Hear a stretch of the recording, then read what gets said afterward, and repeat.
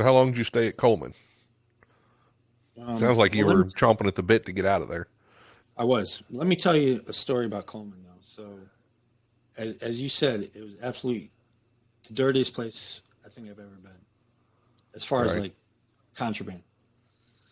So, I don't know if you've ever heard of the Sharma case, where the inmate Not it right was in off, but right. A lot of people don't know about that, and that's unfortunate because I think that would, if people knew about that case, it would, and actually looked at it, and they'd actually talk about it in like training or something. It would right. really change people's mind about things, and it's unfortunate, but so I'm the imagine that I was the SR1 lieutenant for probably just about 2 years, right? Imagine that. You know Imagine what that. time I was on. Yep. So so shoes absolute. It's an absolute mess. The shoe is an absolute mess. The officers down there didn't want to work. Uh, Sometimes they wouldn't let you in the door. I mean, it was just nuts, right? Wow. I'd go down there and do what you're supposed to do. You do your rounds, right? Some of the Hmm. good officers that were there, they're like, "Hey, Mac, you gotta get down here, man. This place is this going on, this going on." I'm like, and I already know where I am. I ain't got nothing coming, nothing. Right. So I'm writing this down. At this point, I'm writing stuff down because it's like, all right, if something comes out, I don't want to be that guy. Be like, well, McDonald did it, and then I'll just take my notebook out and say, hey, hold on a second. On this date here, this date here, whatever you want to call me, Right. you can call me snitch, whatever the hell you want. I don't give a shit, right? So, CYA, cover your ass. you damn right. I ain't going to jail for nobody. Hell no.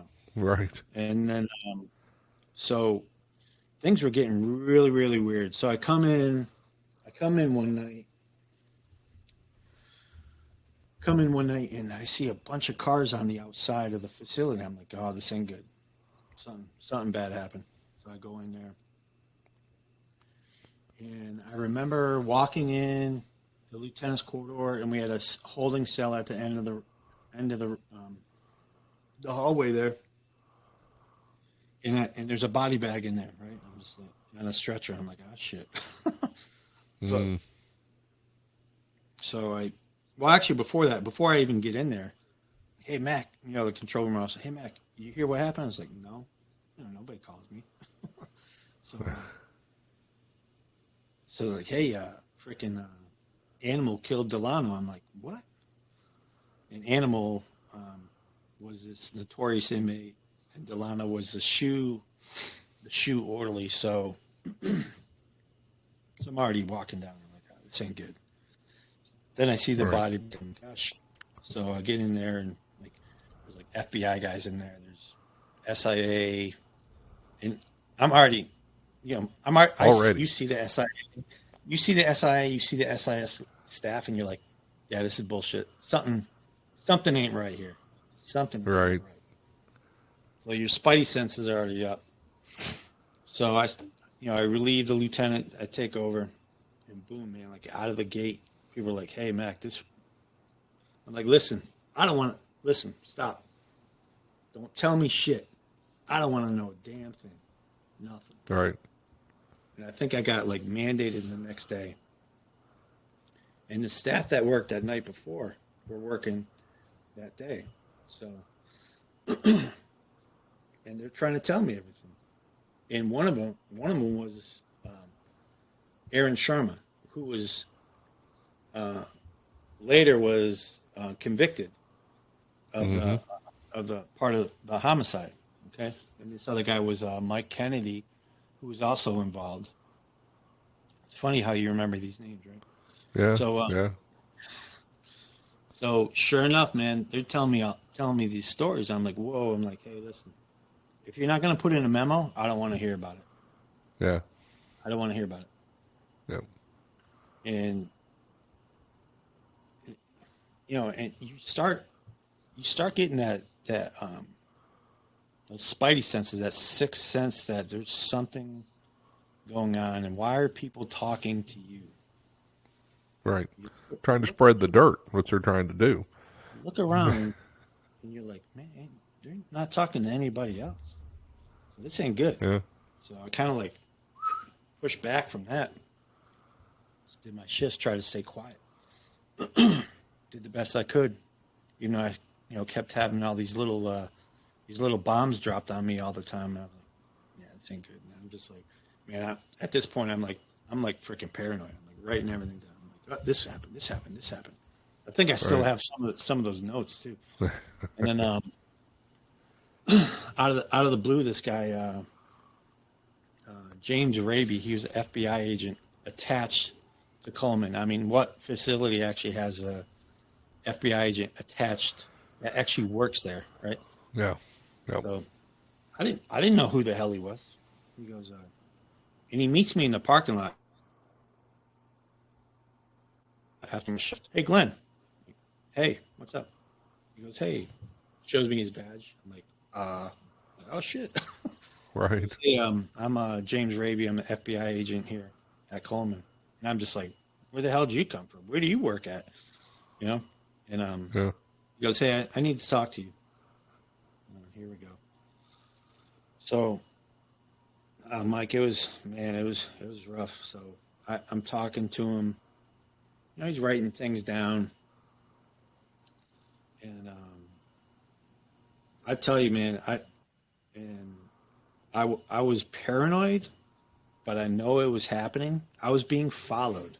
I don't know if it was the feds following me or it was staff following me. I wasn't sure. Right. You know, Right. and I don't care.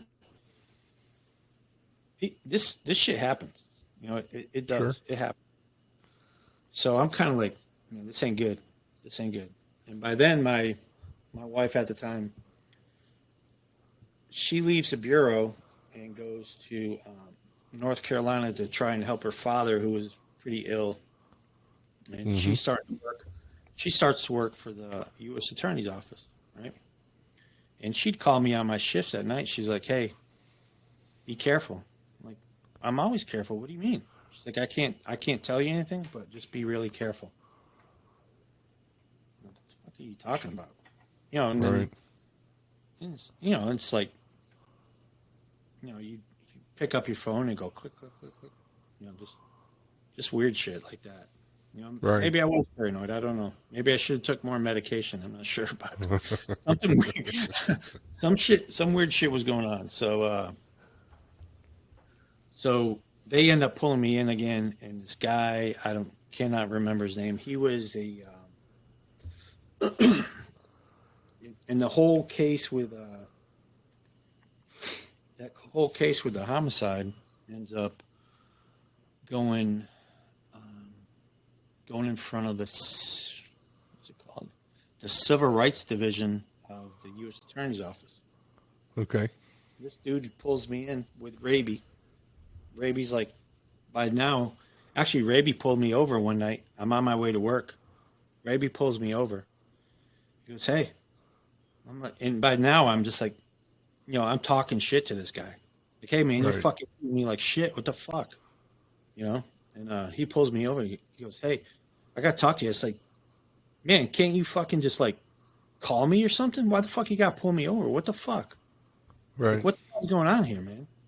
He's like, I just got to talk to you tomorrow. I said, all right, fine. What time? This in the middle of Florida in some freaking cow country. and you're already like, it's already like freaking 10:30 at night. You're like, why are you pulling me over? You're like Right. scaring the shit out of me kind of thing. You're like, you're waiting for a UFO to come down and pick you up or some crap. So I go talk to him, and now this civil rights guy from the DOJ's there. If I could draw a picture of this guy, you remember the Heat Miser from that Christmas Carol movie? The Heat Miser? Oh, yeah. Red flaming hair. Right. That's this guy, and he's like, Mr. McDonald kind of thing, right?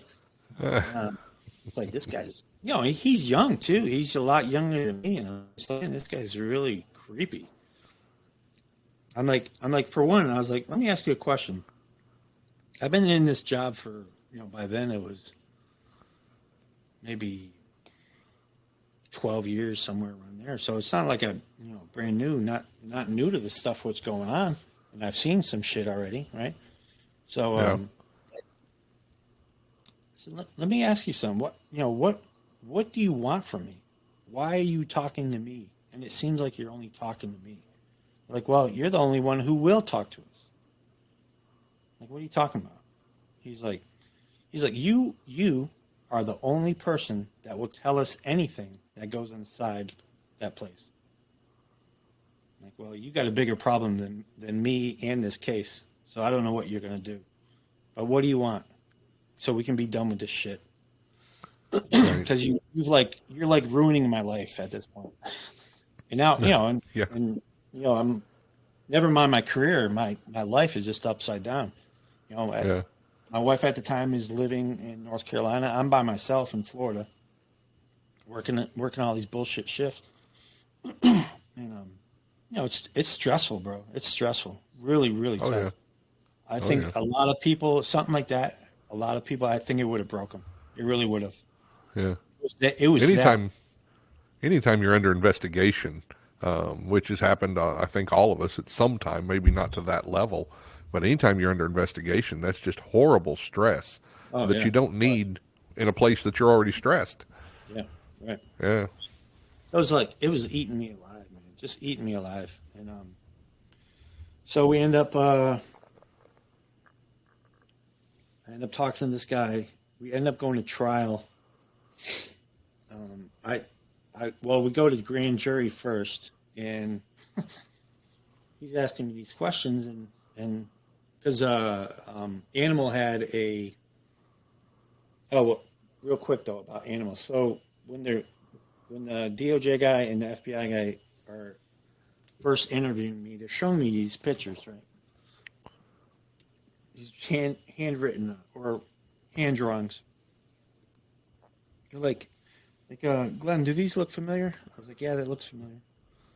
Because Animal was a big time. He was a great artist, man. The dude, like Picasso. The guy. I mean, the detail in the faces and everything was like extremely incredible. How detailed he was. He goes, hey, and Animal would ask me all the time, hey, can you do me a favor and be like real quiet? What's up? I was waiting for him to say, hey, can you bring me a pack of smokes or something like that? Right. Hey, he's like, can you bring me a picture of a fire truck? Yeah, I can do that. What are you going to do with it? He's like, I just want to draw it. Okay, no problem. Yeah.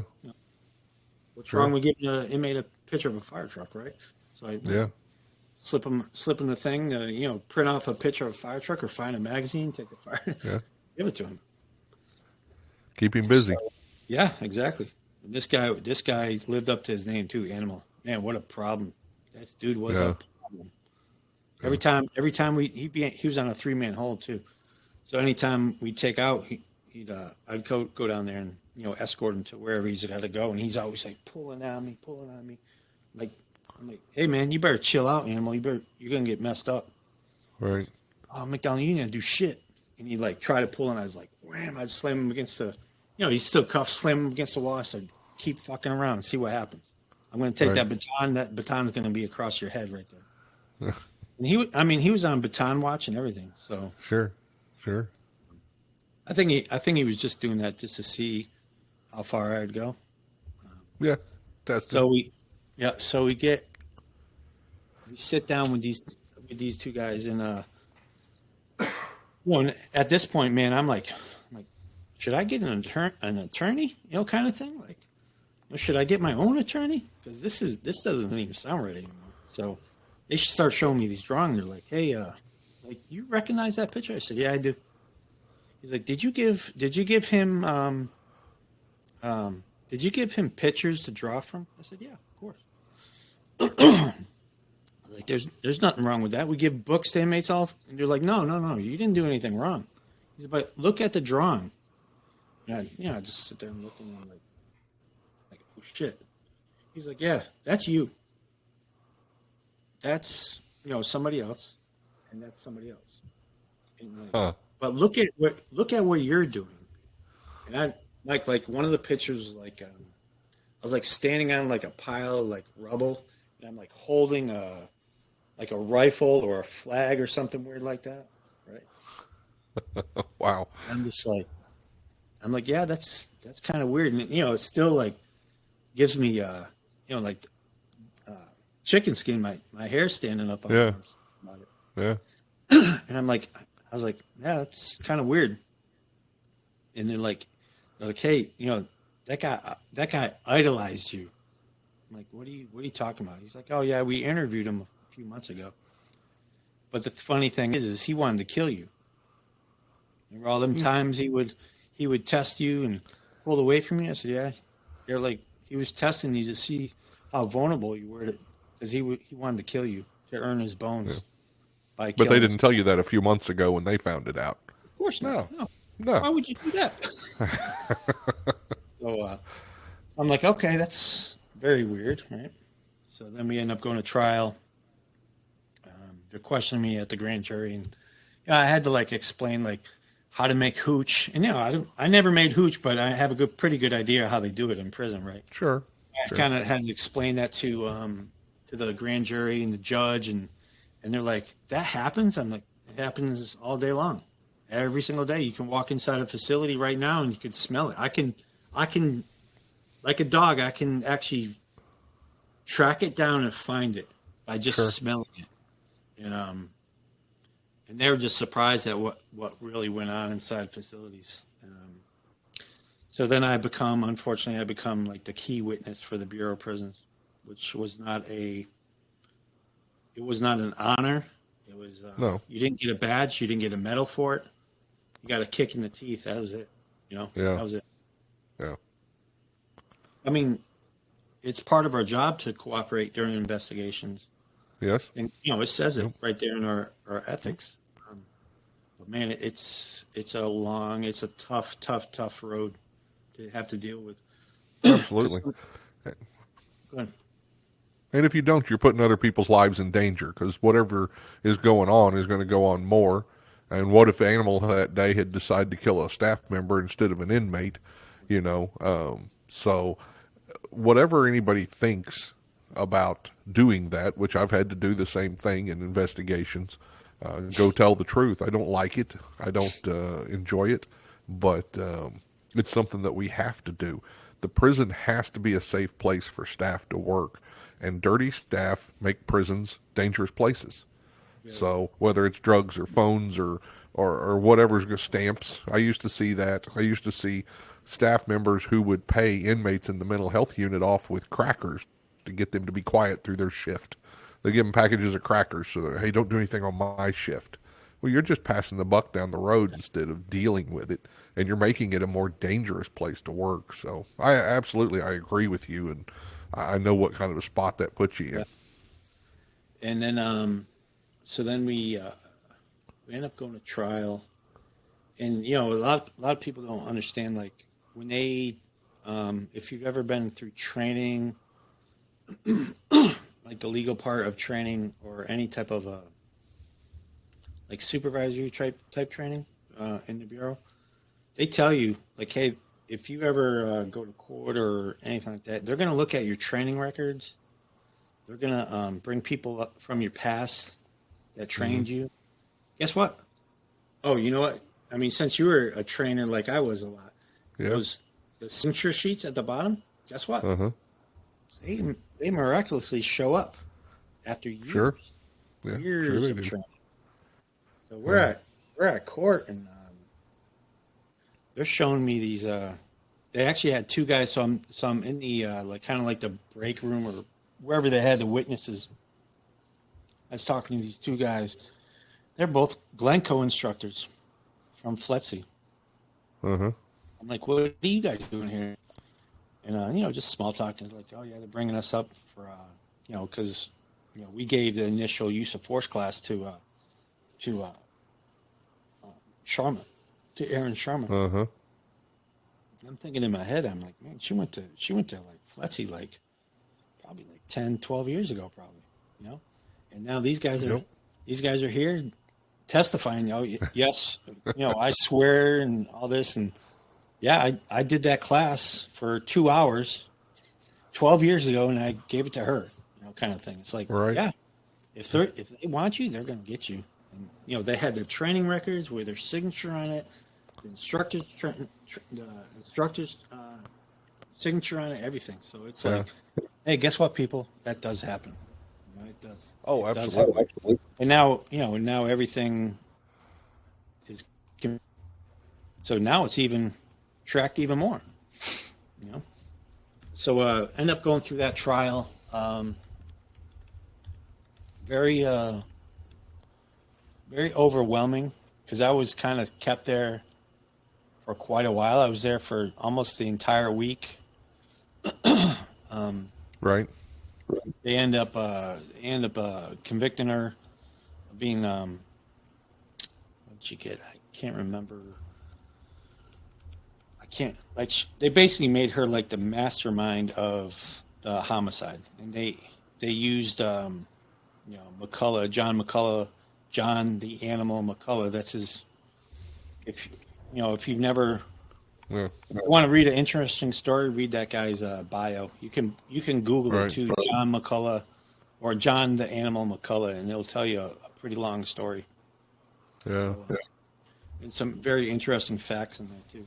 So she ends up getting life in prison, right? Oh. Life, yeah. Wow. And at the time, her husband works there as he's an officer. Oh. Right? Kind of weird, this guy, his wife's going through trial for a homicide of an inmate, but this guy's still working. Yeah. It's like probably not a good idea to do that. You wouldn't think so. Right? And so I think after that, this like I was saying, my wife at the time was in North Carolina. I'm just like at my wit's end. Yeah. I was applying when she initially went up to North Carolina. I was applying for unit secretaries to captain jobs, whatever I could get. Sure. Anywhere in between, I was trying to get it. It just so happens none of them I qualified for. I'm like, here I am with 15 years of bureau experience, and you won't take me as a unit secretary in North Carolina. Yeah. I can probably run circles around you guys pretty easily. Right? And at the time, You're qualified if they want you. You're not qualified if they don't want you. Yep. man, We've all seen that. What a bunch of bullshit that was, I tell you. Yeah. And at the time, this guy Tracy Johns was the warden. Uh-huh. I'll be very blunt. If Tracy Johns, if I could run him over, I would. That guy attempted to destroy my career, and he did a pretty good job at it. It definitely put me in a holding pattern for quite a while. Absolute scumbag. Right. Scumbag. Yeah. Scum. Because when I was still there, I was still like all these things going on. I'm involved in this trial now. My name is like mud. The people that actually respect me, like me, actually do, and the other people don't give a shit about me, and they're trying everything. I mean, the way I felt, they're trying everything they could to just ruin everything for me. And they did a pretty good job for a while. So that at the time, the guy, that SIA, I know he was kind of involved in some kind of backdoor shit that they were trying to get me on something. They're either trying to make something up or make something happen to where I would be involved. So all these weird things were happening. And I wouldn't be surprised if there was an FBI. And this is all still at Coleman. Yep. Because I was at Coleman for almost 5 years. Yeah. So I mean, that's a long time. And I was at the USP the entire time, except for the last 6 months. I'll tell you about that. But so all these weird things were happening. All these incidents on my shift were happening. And this one inmate comes up to me. He's like, "Hey, McDonald." He's like, I want you to know we're making sure you're going to be all right, but you got to be careful. It's like, you hear an inmate say that shit. You're like, what the fuck is going on? Well, there's something. Right. Right.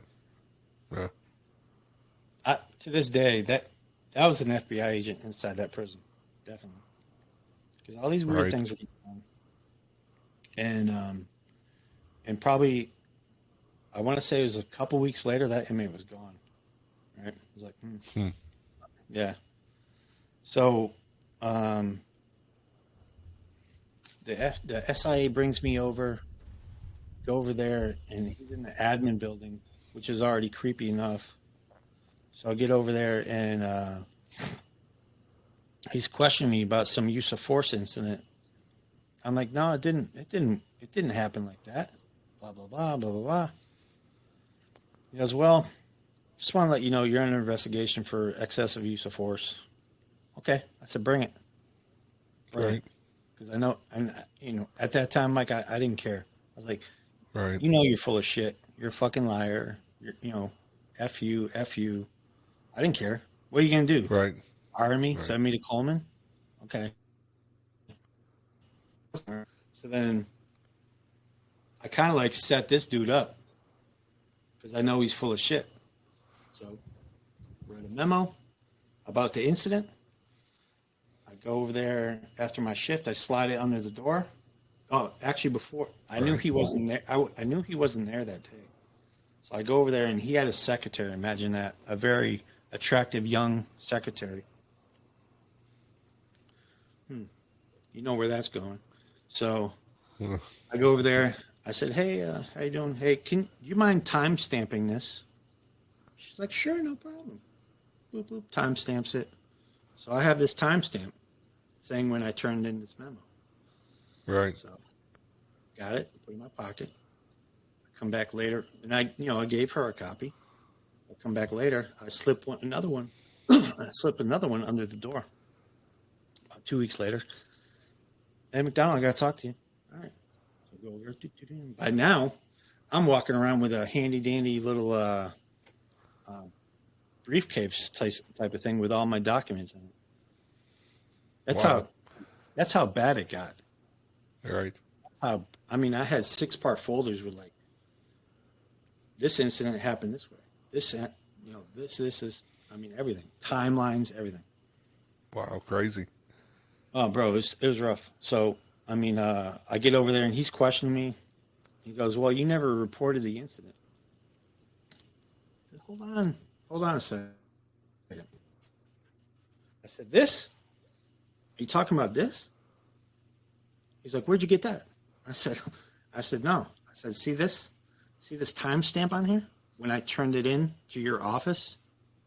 Uh huh. He's like, he was like, "God damn it, McDonald, you fucking set me up." I said, "Well, you're a piece of shit." That's it. You're a piece of shit. I said, "So what else you got? What else you got from me? You know you're gonna get me.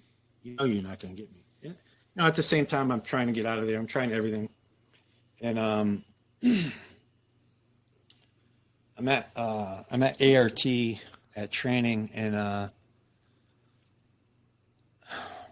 there's like 300, 400 people at every ART for Coleman. It's just a huge place. There's a ton of people there. Right. I'm still, I got fired from DCT. Imagine that.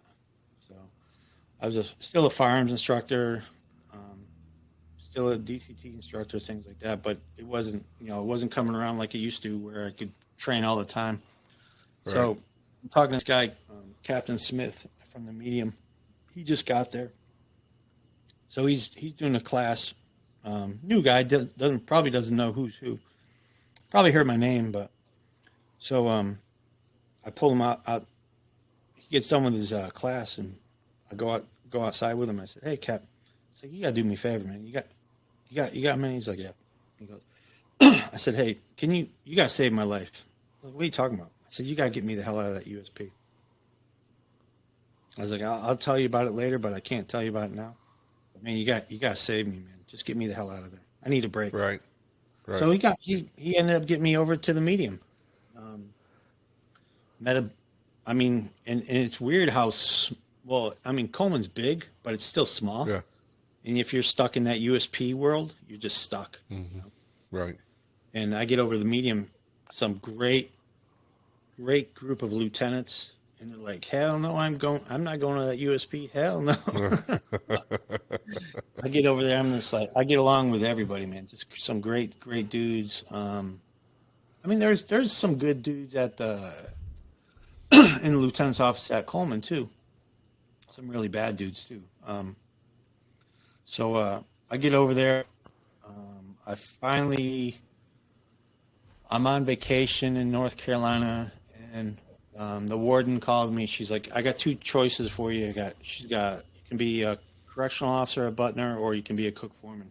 I'm like, that's pretty easy. I'll be a cook foreman. Sure. Have custody. I'm done. Yeah. I know. With cook foreman, I'll be skating. I'll have a good time. 15 years in the bureau, no problem. So I get that job. I immediately transfer as quick as possible. Right. Get up there and I get up there and nobody knows who I am. I like just show up out of the blue, and guess who the warden is? Tracy Johns. Right? Oh Lord. Yeah. So I show up. I'm 15 years. I was probably a lieutenant, probably 7 years, somewhere around there. GS-11 lieutenant, coming from a really, really violent USP. Sure. So I got a couple nicks and bruises on me, but I'm gonna go. I'm like, all right, hit the reset button. I'm gonna do good. I'm gonna get back on track. So they assigned me to the low at Butner. I'm in there my first day. Had my nice light blue shirt on, my blue pants. The old nasty uniforms. Got my tie on. Oh, I was all AJ squared away, right? Yeah. So I'm standing main line and talking to a few people. And Mike, nobody knows who I am. Nobody knows. Yeah. Like, they didn't know I was lieutenant. And they were like, "Oh, when did you start?" I started not too long ago. I wasn't really like in the mood to really tell anybody not why I'm there, but that I've been around forever. Right. And all of a sudden I see Tracy Johns standing mainline, and in the front in the front of the dining hall, it's just a bunch of big windows, so you could see clearly out to the compound. He's standing out there. He looks at me. He shakes his head. You could see him just mouthing the words. I'm like, I got you, buddy. I got you. Don't you worry. So I'm seasoned guy. The administration, the food service administrators, we all got along really great. Always hit me up with questions about security and this and that. So things were going really well. I see they post because at the time I want to say they're opening the new medium at Butner, and I think for some odd reason they needed two other captains, right? So I put in my captain packet, right? Right. IBQ, and everyone's like, "Who's this McDonald guy? Who's this McDonald guy?" Nobody knows who the hell. All lieutenants. Like one lieutenant figured out who it was. He goes. How long you been in the bureau? I said, 16 years now. Where were you before this? Coleman. What'd you do? I was a lieutenant. Where? I said USP 1. Like, now I figured you out. Oh, yeah. You've been hiding really good. I was like, oh, it's what I got to do, man. I got to protect myself. Right. Like, he's like, don't worry. I heard what happened down there. I was like, okay. So what do you got? What do you got to say to me now? Oh, I ain't got nothing to say. He's like, you're a good dude, man. I ain't got nothing bad to say. And he named off a couple names I knew. I was like, yeah, good dude. So I BQ. That same lieutenant comes up to me probably like a month later. He's like, hey, man, you BQ'd for that job, right? I was like, I know. He's like, Captain Smith wants to talk to you. Okay. So I go up see the captain. He's like, McDonald, you're a cook foreman. How'd you BQ for a captain? I was like, Captain, how long you been in the bureau? He's like, I don't know, 10 years or something like that. I was like, oh, that's nice. I was like, where'd you work before here? He's like, oh, I've been here at Butner the whole time. I said, oh, okay.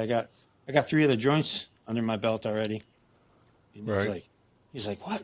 I was like, yeah, I used to be a lieutenant at Coleman and this and that at Coleman, or a lieutenant here, and I worked here and worked there. He's like, oh man, he's like, I don't know if you're gonna get this job. Going from a cook foreman to a captain, I doubt it. And like a couple, like like once the, I mean, you know how the promotion thing goes. And like Sure. that lieutenant comes up to me. He's like, hey man, he's like, John said you ain't got shit coming. And I tried to go back to a lieutenant. I just had nothing. I had nothing coming to me, which was Yeah. understandable. That's fine. It So where'd you didn't really get your captain at?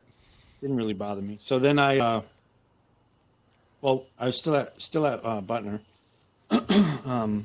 This guy Hank Simmons was my administrator, and I said, "Hey Hank, I got to get back in the game, man. I just can't do this anymore." He goes, "What do you want to do?" I was like, "I want to go somewhere. I want to go." I said, "I want to go to the worst place in the bureau."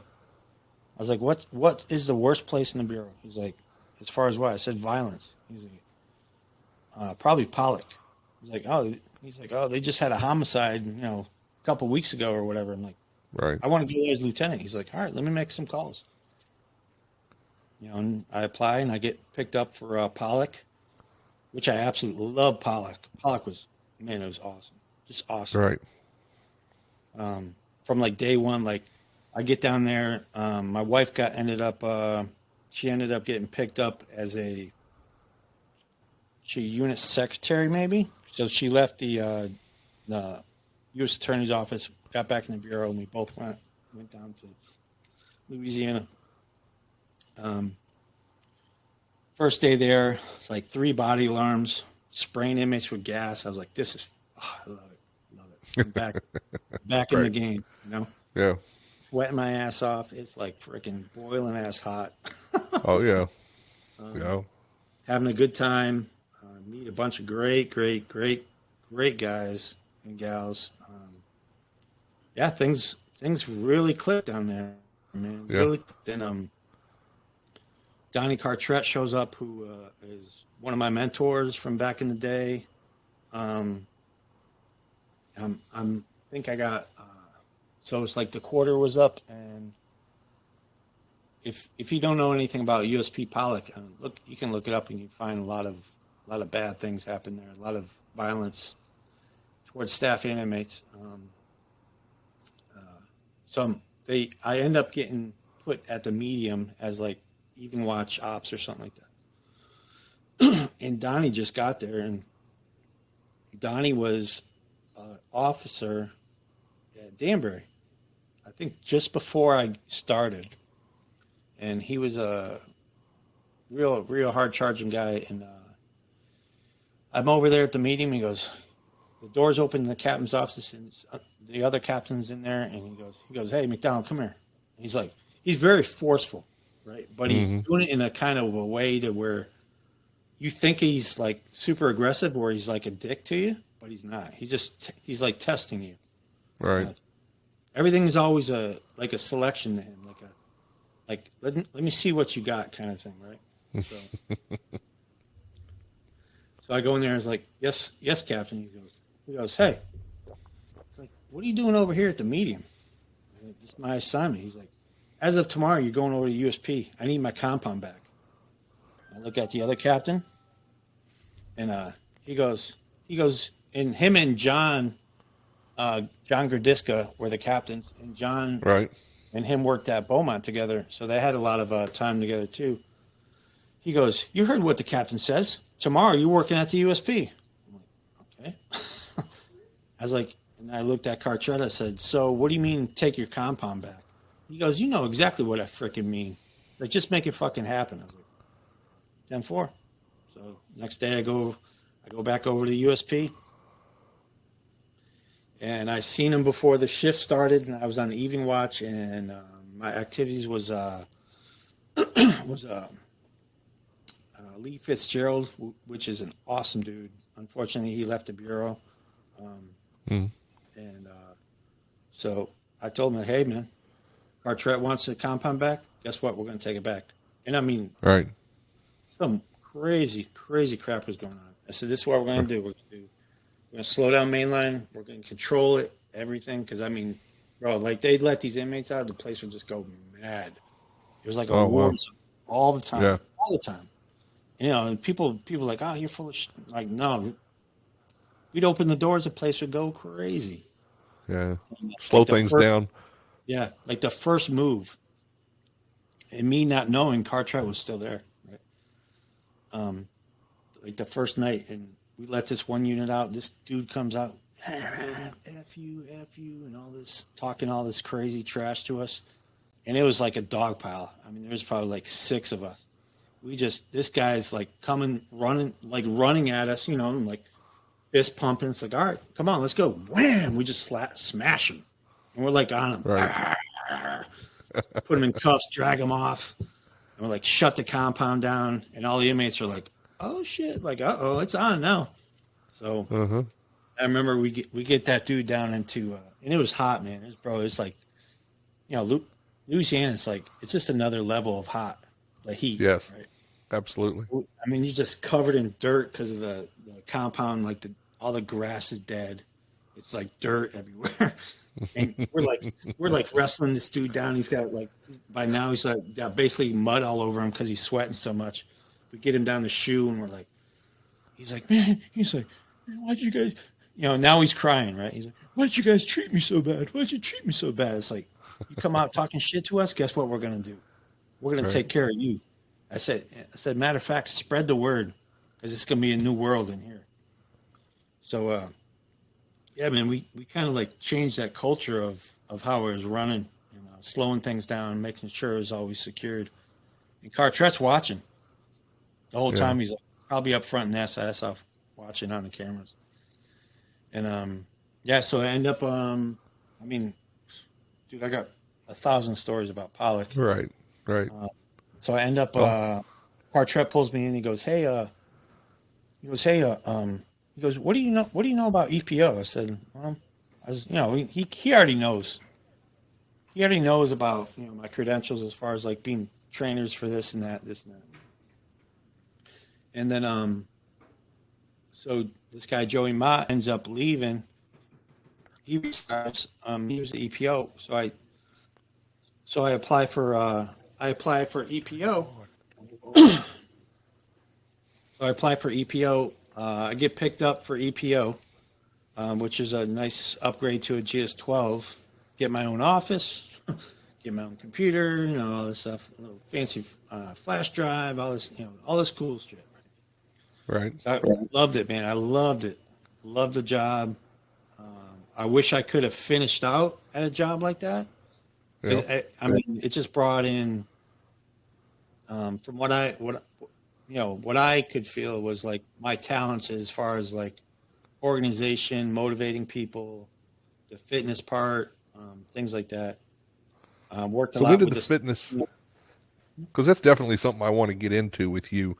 When did I know you do the rucks? I know you're big into health and fitness, and that's kind of what you're doing in retirement. When did that come into play? Was that when you were having some of the problems, and you needed that to, Yeah, bring funny about? thing Or is, when I was when I was in Danbury, one of the things the VA did was this pilot program of it was like therapy through fitness or something like that, you know, like making us do all these. Like I remember this one time we were like riding this bike, like right, riding as hard as you can. For the guy's like, all right, you're gonna ride it as hard as you can for 2 minutes. I'm like, okay. Riding the bike, I'm like, all right. And then he'd ask you a bunch of questions. Okay, right, it's kind of. So I was like, then you know, and I was always kind of like into like working out stuff like that. And then I just honestly, man, I blew up like a freaking balloon. The stress, everything that I was going through, I blew up. right, I mean, I was fat, right. fat, fat, fat. I was disgusting. I hated it. Hated myself. So I ended up when I got to Pollock. I was really, really super heavy, really out of shape. But it was funny. Like even when I was really out of shape, I'd work out all the time still. thinking I was doing really, really well. Right. But in my mind, I was still like big giant fatty, right? Mm. So yeah, and even back then, before rucking was cool, I was rucking all the time. I People would see me out on the trails in Devon's, Mass. I'd have a big pack on. I'd be Right. snowshoeing around base and all kind of like people are like, "What the hell are you doing?" And I'm just like, oh, "I'm having fun, you know." Just Right. to me, it just feel good, just to Yeah. get that energy out, breaking a sweat and doing something very, very difficult for me it felt great. It really did. Right. It felt great. It And helped that's went me. from like a personal thing to, is it a competition now that you go to, or is it more of just a group activity? Because I asked you about the patches behind you there, and Oh, the rucking patches. Oh, yeah, so if you see all these here, these are all the events I've done. Well, some of them I don't have all my patches up there. I probably got about another probably 20 more somewhere right. stacked up in the corner somewhere. Kind of lost track. I've done over like 100 and probably over 120 now. I can't really remember how many. Well, I tell us what a just don't. ruck is. Is it All right, is it so just a group, or is there a competition to it? Is there levels, or I haven't been part of one, so well, a ruck is actually just a backpack. It goes back right. to it goes back to the Legionnaires of when they'd have to carry equipment, over many, many miles carrying all that equipment to go to war and things like that. And I guess the military took that concept of rucking as, just carrying a bunch of weight. And then in the Marine Corps, the job I had in the Marine Corps, even as a cook, guess what? Well, we called it in the Marine Corps. Imagine that we called it humping. We'd have to Right. hump our gear, right? So Yeah. we'd go on these humps all the time with all this freaking equipment. Man, it'd break you off. It'd break you in half. Damn it! Oh, I'm getting hurting. So, so I ended up, kind of like when I got out of the Marine Corps, it'd be like, I remember how good that felt. That Hmm. the pain, the enjoyment of it, and just being outside. Um, I like, I don't know, I bought a backpack or found a old military backpack or something, and then start rucking. I just throw like a bunch of crap in there. Right. You know, start rucking around, be like, oh, this still feels good. It hurts, but it still feels good. And then I just kind of kept Yeah. kept with it. And then when I was in Pollock, I met a couple guys. Well, I met this one dude, Rory Perry. He was an officer. And at the time I was like really big into helping veterans, and um, I was part of this um, veterans group called Team Red, White, and Blue, which they Hmm. help veterans um, through physical activity to help them get back into society, things like that. And I was like, man, this is like a no brainer, right? Sure. Sure. So I met Rory and said, hey man, and Rory's like he's a combat veteran from the Battle of Fallujah, which is like Hmm. one of the worst battles the Marine Corps ever had in Iraq. Absolutely. So we talk all the time, and I really, man, I was like, I love that dude, like freaking love him. He's just an awesome dude. Had a lot of trouble, a lot of PTSD issues, things like that, and I do my best to help him out the best I could. Really struggled with a lot of things. Hmm. So I said, "Hey, man," I said, "let's do something really hard." He's like, "All right, let's do it." And Roy's jacked. He's like, he's a short guy, freaking jacked, right? I was never a Right. short guy. I was Yeah. I was a DCT fatty, right? So I was worried about pizza and stuff like that, and this guy was just like eating freaking cinder blocks. So so we start rucking. I'm like, hey, man, let's and at the time, I think I did like a Tough Mudder and like a Spartan race or something. I was like, wow, that was Right. really hard. That was so hard. I Yeah. was like, no. So Ah. I'd always look at what's the next hardest thing, and then I found this company called Go Ruck. Um, So it's a company built by this guy who was a special forces army guy, and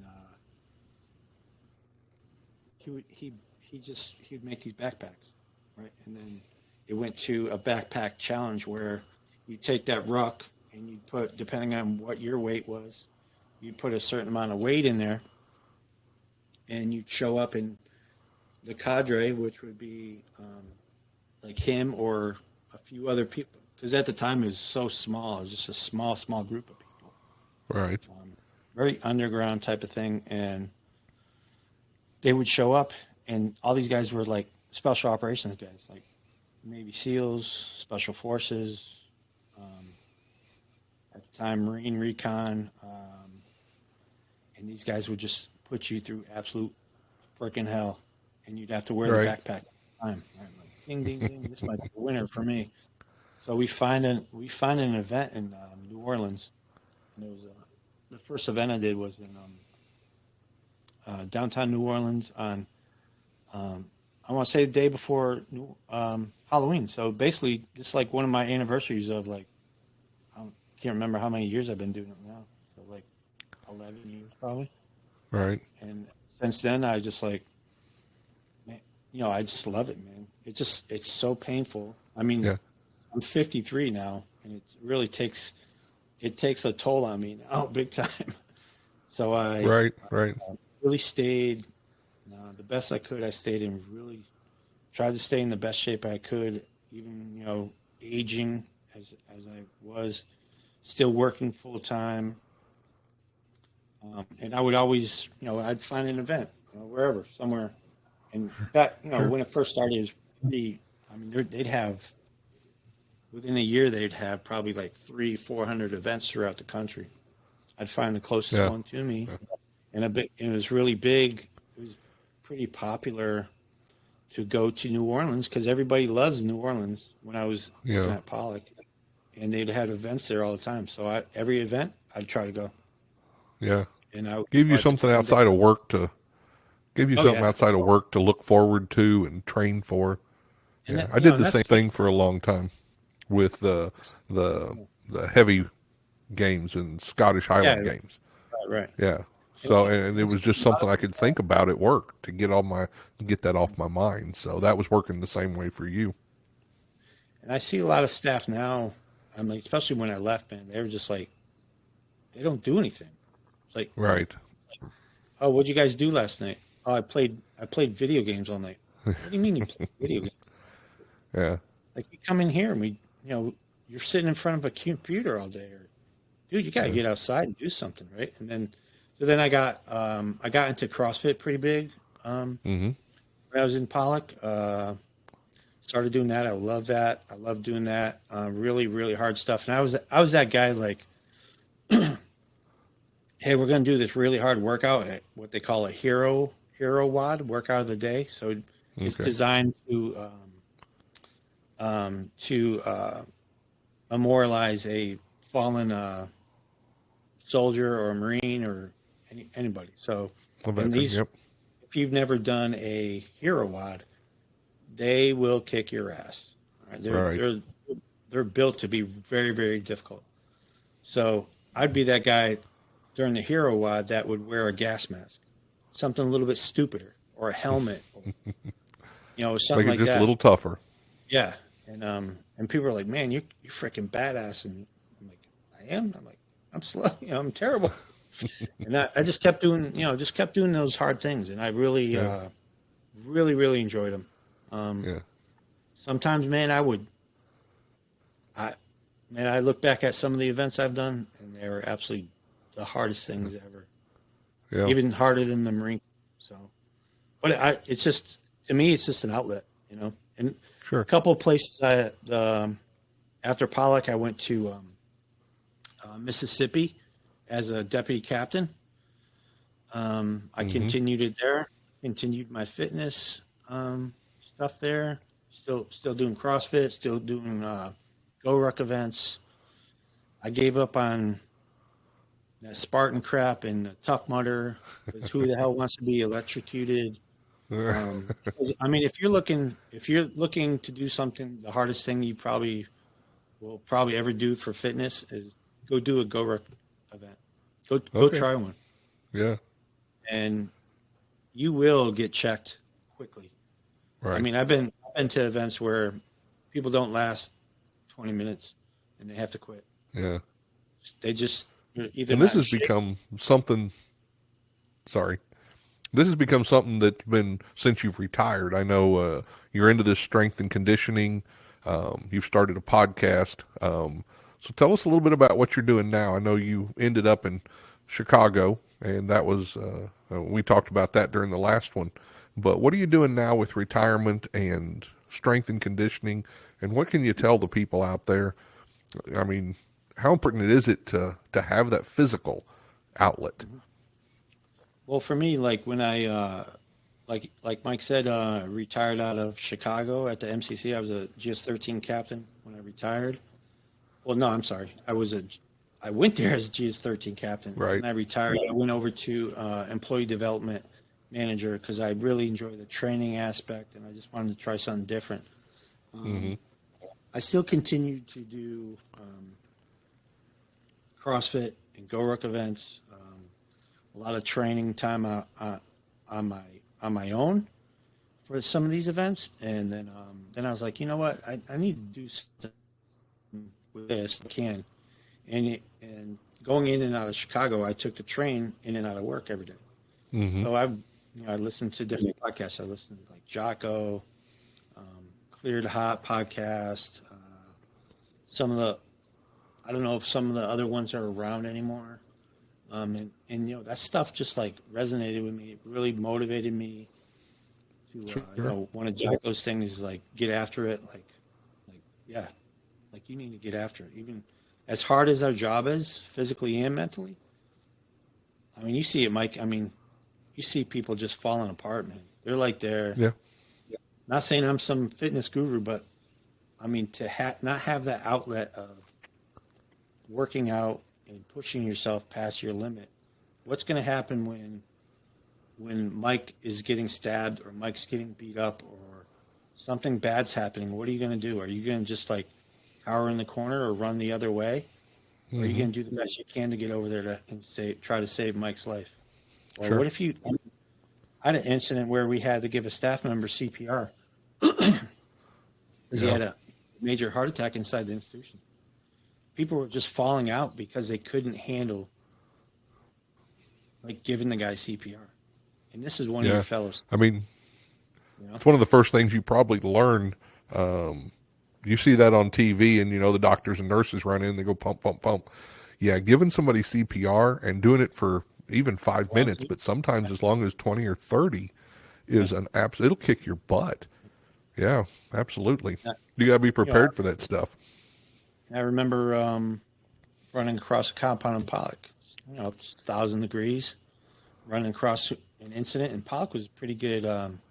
There's two That's a rec big yards one. between the lieutenant's office and the closest housing unit. Running Sure. across there and going as fast as you can hear a staff member kind of their voices elevated inside a unit, or something bad's going on. You're running across there, your adrenaline's already pumping like crazy. You're like, what am I going to walk into? And you get in there and you're already whooped. Guess what? You're just another liability Yeah, to me. absolutely. You are definitely a liability. And if you're not ready for something like that, it's something that is really unfortunate because I mean, people just don't, I think they take it for granted. Like, I'll be all right. You won't. No, you won't. Yeah, And, yeah. and It if they're sounds not like doing, it sounds like one of the things you've done, and I read an article not too long ago about being comfortable being uncomfortable. And you kind very, of I like like, making yourself uncomfortable so you're comfortable when it comes time. yeah. Oh, yeah. Yeah. So, So, so riding back and forth from Chicago, listening to podcasts, I was like, you know what? You never hear anything about correctional staff. I yeah. mean, from what I remember before I retired, you were already retired, and I don't know if we were talking like on email maybe, and you're like, hey, I'm going to start a podcast. I'm like, Hmm. oh, that's cool, you know. And then I Yeah. remember and and I listened to like your first or second one. I was like, man, that's a really freaking good idea. And you kind of talk about more like the policy of it, the training, do's and don'ts of that. And I try to. I think my podcast, I try to more talk about the stories and what people have gone through, and let them talk. Let them talk about it, because I know for myself, it's really helped me as far as like getting the things that, like that story about Coleman. Sure. I mean, it still affects me to this day. It does. Oh, I'm sure it does. Absolutely. And people are like, shit, that doesn't bother you. Like, yeah, it does. Some bad things happen there. Bad things. Yeah. You see some of your friends that got hurt through the years, or not just physically, but mentally. I mean, like I retired. What's today? 30. Hey, today's my 1 year anniversary. Imagine that. So today's my 1 year anniversary. Thank you. And our chief psychologist from Chicago, great guy. He's a psychologist. The guy has a hard time just talking about what happened. Like I had lunch with him. Sure. Probably like 2 or 3 months ago now. And I'm like, dude, where have you been, man? Because me and him were really tight, and we really worked well together. And he's like, I can't do it. I can't talk about it. I can't. I wasn't even bothering him about being on the podcast or anything like that. He's like, I just can't. I can't deal with it. He's like, I can't adjust back to this life. And he's a chief psychologist. It's like, what do you mean? Like, if you're having trouble, what's wrong with us? Yeah. So, it changes you. It absolutely does. Yeah. And sometimes there is no going back. We make the best out of it, but we leave prison a changed person. You're not gonna be the person you were when you first walked into it. So, well, thank you, Glenn. I appreciate you coming on here. Can you tell us where they can contact you or find your podcast? Okay. So my podcast, you can look it up on either Facebook or Instagram. It's under MAINLINE Strength and Conditioning Podcast. And it's on. Also, I have a YouTube channel that has all my my interviews right now. So go ahead and take a look at it. Let me know. Let me know if you ever want to talk to me about another podcast, or if any of the people you've interviewed. I know you've talked to quite a few people. I would love to tell them how I feel about things. I just love. I don't know, man. It just feels good to talk about it. So. Yeah, and it's good for us, and I think it's good for the people that are listening, because they get to understand. You're not the first person who's ever dealt with some of that stuff you did at Coleman. There's a lot of staff out there who've had to make those decisions. So I think when we talk about this and when we bring it up on these podcasts, it makes it easier for everybody. So I thank you for that. I thank you for sharing your stories, and we'll talk at you soon. You got something? Go ahead. Yep. Quick. So if anyone who's a current employee, or even if you're retired, if you you can look me up, and if you're having trouble with your fitness and you want to get back in shape, or you want to get ready for SORT or DCT or anything like that, let me know, and we can talk offline, and I can build you a program for a very minimal fee, because I'm not looking to make any money. I'm just trying to help people. Of getting you back in shape. Oh, it's a great resource. I appreciate that. Okay. Yeah. Just let me know. That's great. If you need anything, just let me know, man. Okay. I appreciate it. We'll talk again soon. Thank you, Glenn. All right, brother. Take care. Yep. Bye.